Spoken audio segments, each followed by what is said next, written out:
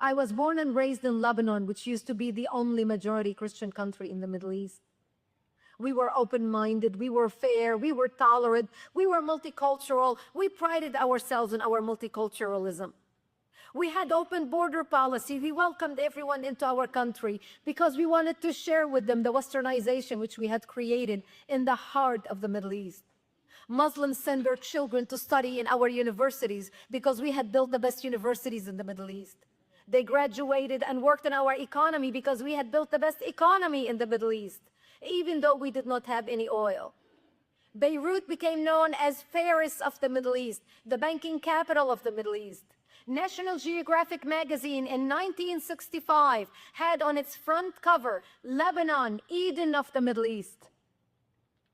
Unfortunately, all that began to change as the Muslims became the majority and the Christians became the minority. My 9/11 happened to me in 1975 when radical Islamists blew up my home, bringing it down, burying me under the rubble wounded, as they shouted, Allahu Akbar. I ended up in a hospital for 2.5 months. And as I laid in a hospital bed, hooked up to IVs in both arms, I would ask my father, why did they do this to us? And my father would tell me, because we are Christians, the Muslims consider us infidels, and they want to kill us. So I learned since I was a 10-year-old little girl that I am wanted dead simply because I was born into the Christian faith and lived in a Christian town. I ended up leaving the hospital and coming back home, but my home was no longer the home I left. I ended up living in a bomb shelter underground in an 8-by-10 room without electricity, without water, and with very little food.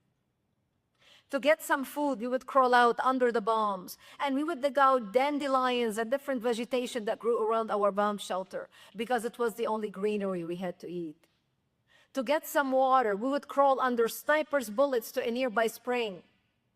And every time before we left our bomb shelter, we would say our last goodbyes because we did not know if we're going to come back alive or dead, just to get a drink of water because we were surrounded by snipers shooting at us. This became my existence.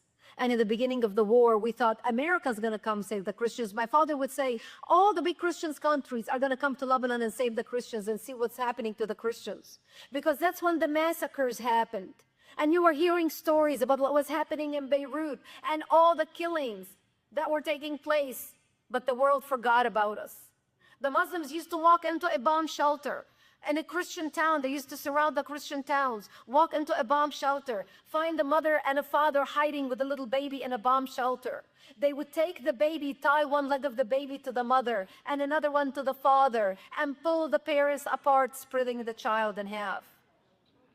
They used to walk into our churches, urinate and defecate on the altar, destroy our churches, and use the Bible as toilet paper. They used to surround Christian cities and crucify men.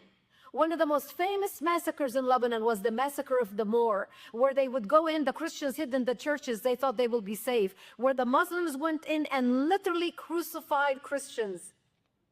People hear about ISIS today and they think this is new. This is a new phenomenon, killing the Christians.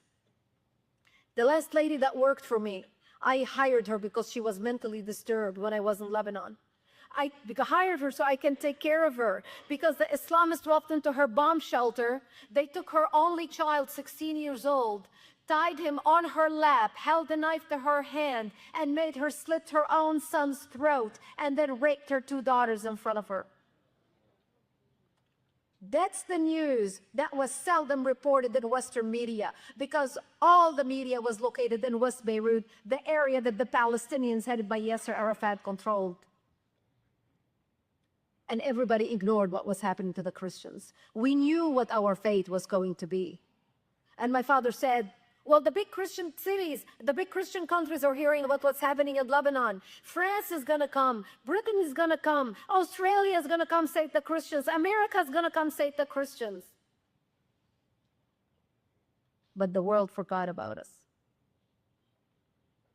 I ended up living in that bomb shelter for 7 years of my life.